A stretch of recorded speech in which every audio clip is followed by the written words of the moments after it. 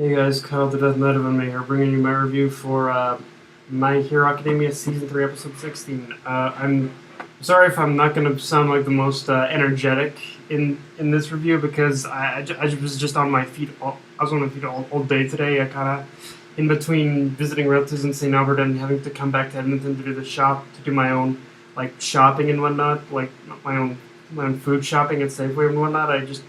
Yeah, I didn't have much time in between all that in order to do the actual review. But yeah, I'm here now, and let's get into the review. Because I'm not gonna lie, this episode of My Hero Academia it was actually a lot more entertaining. It was a lot more entertaining than I thought it was. Especially there were little tidbits in it that I really enjoyed too. Like for instance, start off with the sorry, the first chunk of this chapter. It was focused on introducing us to definitely a couple more of the characters from the other schools, and the one who immediately caught my eye was Itajiro, who was the guy with the boomerang quirk. Because when I saw this guy, he looked like this is gonna sound so wrong when I say it. He looked like the love child of Saitama and Aiz, and he looked like the love child of Saitama and Eyes Awa. Like, I mean, and I honestly mean that in the best way because it's just a fucking hilarious how much the face of this guy reminded me of Saitama and the overall appearance, hair and like and costume and whatnot. It looked like he was basically he looked like a bit like eyes Awa. Like he really did. He looked like the two of them combined. It was actually kind of fucking hilarious. I'm not even gonna lie. Like so yeah so yeah I definitely want to ask you, Aizawa, is there something you haven't told us yet? Did you crossbreed with, did you happen to have a bit of a relationship with Saitama at some point and, do the, you know, get a love child with him? Again, I'm getting a little dirty here, but it's just so hilarious how much Itajiro pretty much looks like both of these characters combined. It's kind of hilarious. Although aside from that though, like getting away from the hilarity of it, that's part of it, the episode. It didn't take much it was Inasa in order to get my attention. Like, holy shit! Like Inasa pretty much owned Inasa. What was one of the highlights of this episode? And here's the thing about him in this episode for me. While his quirk itself is impressive, the way he uses it might just indicate there's more to him than just being a student who ended up getting a recommendation like Todoroki. Actually, who ended up getting a recommendation like Todoroki.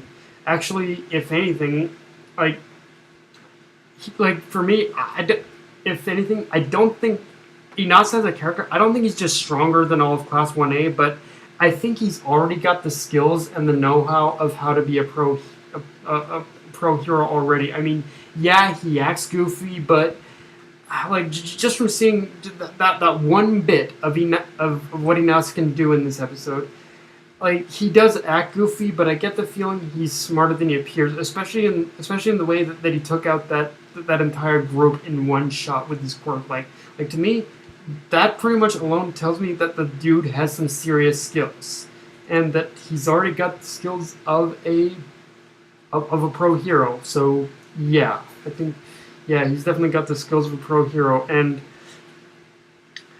now the one thing that has me intrigued is the fact that he rejected his recommendation to UA. Like that is one little tidbit that has me intrigued because obviously not everyone has the desire to go to UA, but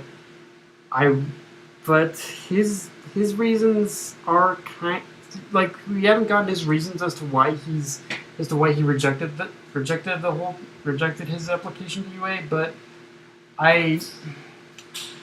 if I had to take a stab at it, I'd say like we basically know little to nothing of Inasa right now.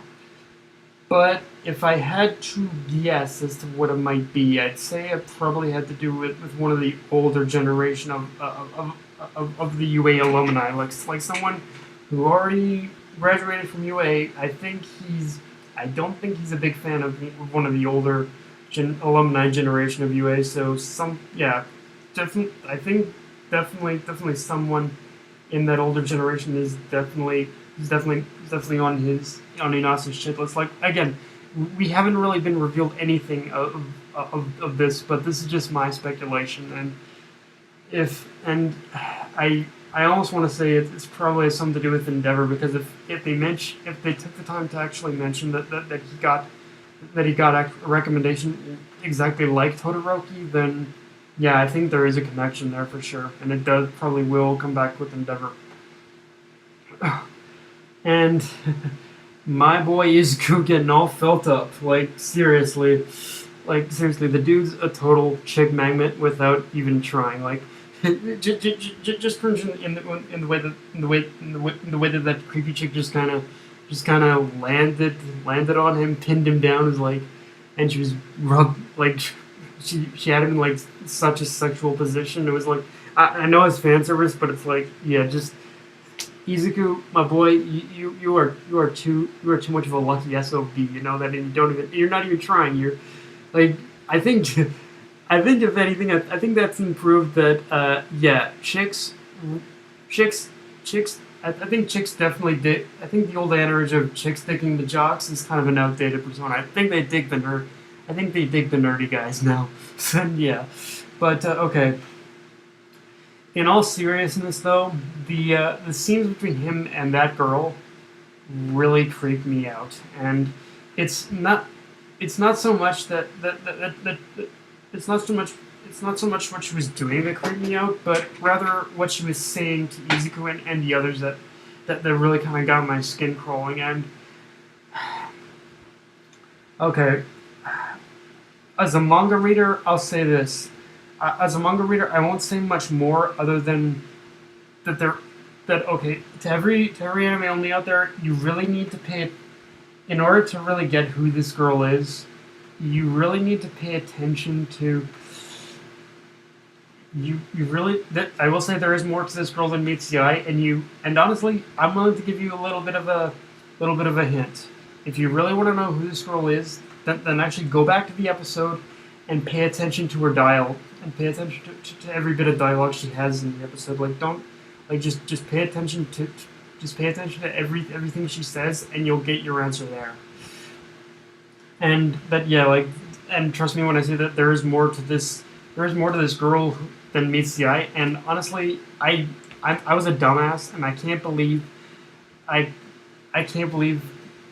how obvious all the signs were in pointing to who this chick actually is. Like it's actually incredible how much listening to this dialogue in the anime actually made it so much more obvious to me. I don't know how I fucking missed on this shit. Now, and one continuing pattern I really liked about this episode is that there was a lot of strategy and planning involved. Like I was actually, after I watched the episode, I looked down at the comment section on Crunchyroll, and a lot of people didn't really seem to like the fact that there was all this talking and so little fighting. But to me, I actually really liked it, because I really liked how much strategy and planning there was in this episode, because I feel it does reinforce just how much of a pro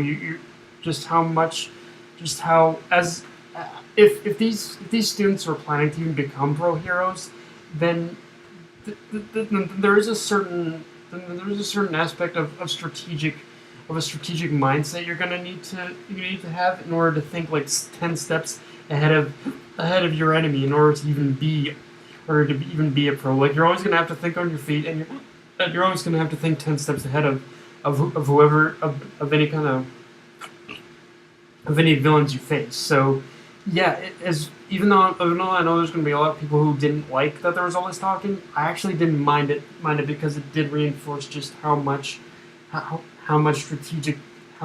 strategy you actually need to have in order to be a pro.